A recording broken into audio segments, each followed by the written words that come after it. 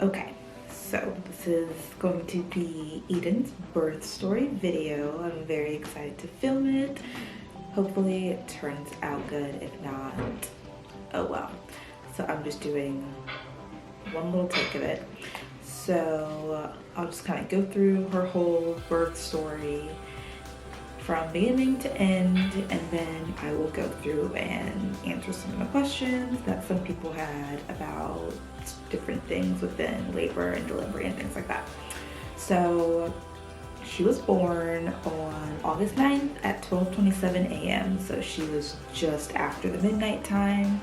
But I was actually at the hospital on Thursday. We got there around 8 o'clock. So to start off, I began having contractions Wednesday at around 11 o'clock at night until the wee hours of the morning, Thursday morning, and my contractions were about 8 to 10 minutes apart, but I knew that they weren't Braxton Hicks just because of the pain that I was in. So Thursday morning, the contractions started to get pretty intense to the point where it was just unbearable for me to even like talk through them. So I reached out to my doulas and just let them know what was going on, about how the contractions were coming in, and they just reassured me that my body is just preparing for baby to make her way earthside, which was pretty awesome. And full disclosure, I was told by countless people that contractions just feel like really bad period cramps. And I was like, okay, I can definitely handle that because I don't really get bad period cramps. I don't get cramps at all when I'm on my period. So that's what I was expecting the entire time. No, that's a lie. Contractions feel, the way I described it was that someone was taking a knife and just like inserting it into my stomach and then pulling it back out. So that's what contractions felt like to me. I don't know what they feel like to anybody else, but for this girl, they felt like I was being stabbed multiple times. So yeah, the contractions were on and off, pretty far apart. The bulk of the morning and afternoon on Thursday, and then towards the evening, they started getting really intense. So my husband and my parents were encouraging me to take a walk, to just kind of walk through the contractions, because I was just laying in bed, and I do not recommend that to anybody. When you start having contractions, which my doulas told me to move around to flow with the contractions, but I was not listening and being obedient. So I was feeling everything about those contractions. So we took a walk around 5 or 6, and we just walked downtown where I live, and every 3 or 4 minutes or so I was having to stop because I was just riding through a contraction. So it just seemed like the smartest thing to do was to go to the hospital. So we went to the hospital around 7 o'clock, 7:45, 8 o'clock, just so I could get checked.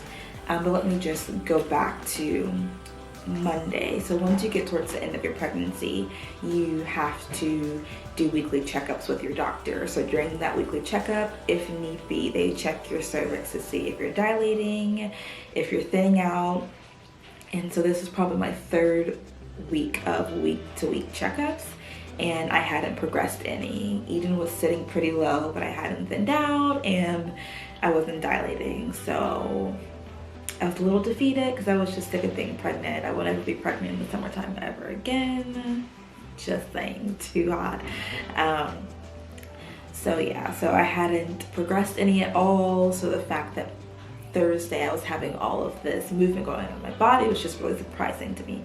So we get to the hospital, they get me into a room, and one of the nurses comes in, she checks me, and she says she could barely get like her pinky, you know, that's how close up my cervix still was. And so I was like, okay, I'm going home. Even though my contractions were at that time about 2 to 3 minutes apart, so they were pretty intense. They were hitting me back to back.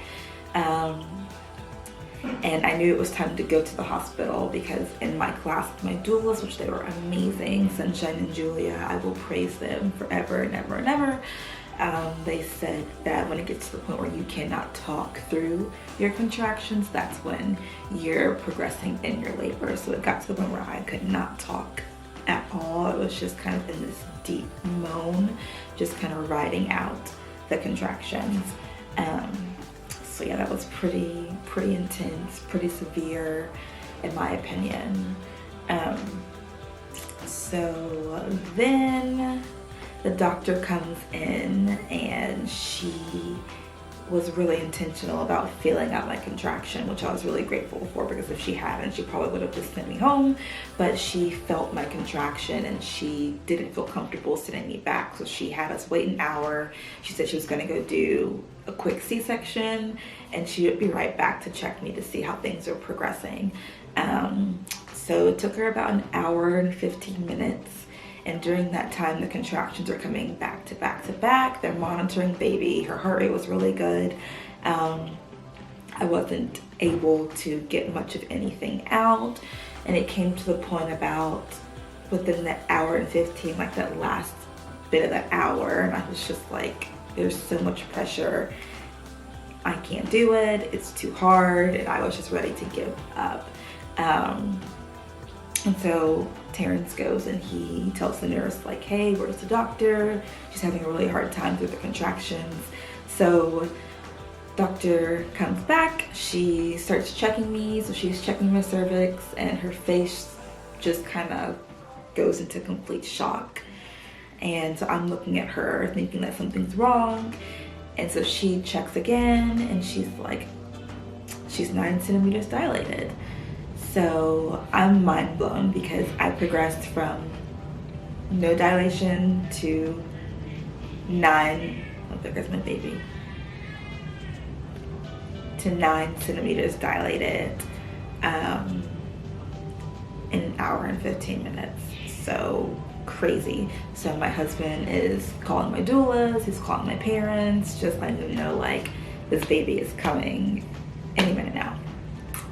So we had no time to get the bags into the room. We had no time to get admitted to the hospital.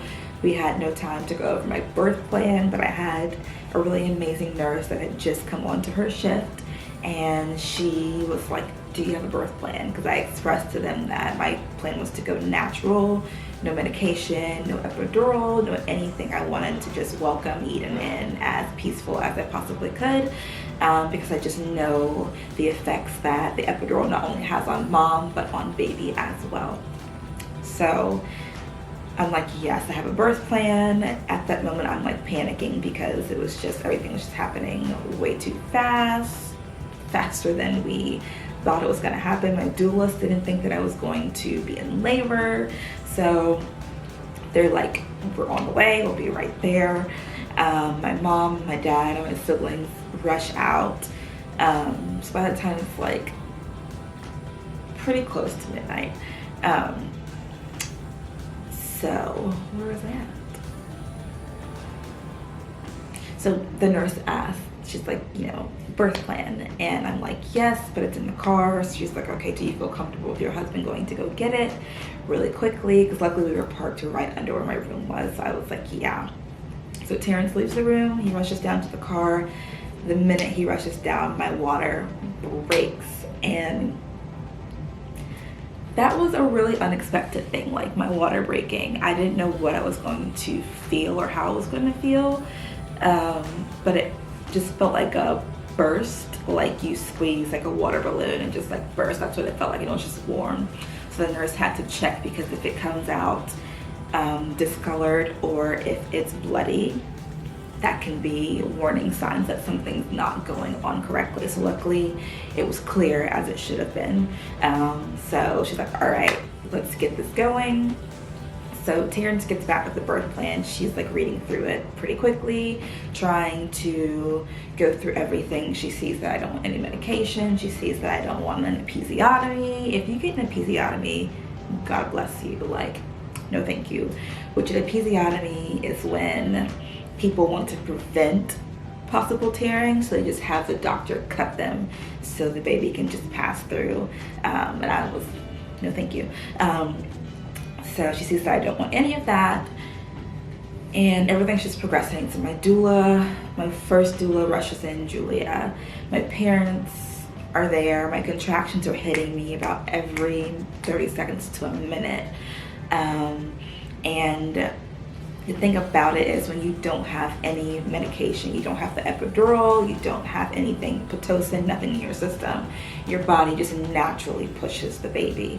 So as the contractions are hitting me, my body is just pushing and pushing and pushing naturally. So I'm feeling all of that.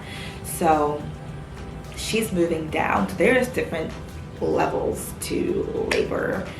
As you see on TV, it's my water broke and then you just start pushing. That is not how labor is at all. So if you think that your water's gonna break and then you're just gonna go right to pushing, baby girl, that's not how it's gonna go.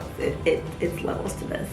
So I was in transition for about an hour in my labor. Then I got that nice short rest period, and then came the pushing, the full-on labor part. So my body's naturally pushing, and the biggest thing that my doula and the nurse Lisa just kept reinforcing to me was just to ride out the contraction and just to let my body do its thing.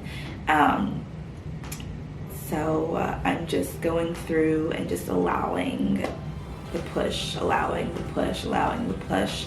And about 3 pushes in, the nurse says, like, you have to stop. Like, you have to stop pushing. We have to get the doctor in because baby's head is right there. So about 3 more pushes later, the doctor says, look down, here's your baby. And Eden Grace was here. And it was pretty amazing, if I do say so myself. She's crying again. She may be hungry. So yeah, that was just the story of how labor went. It was an interesting one. It wasn't bad, but the biggest thing is just knowing your body and knowing and trusting when it is time to do everything.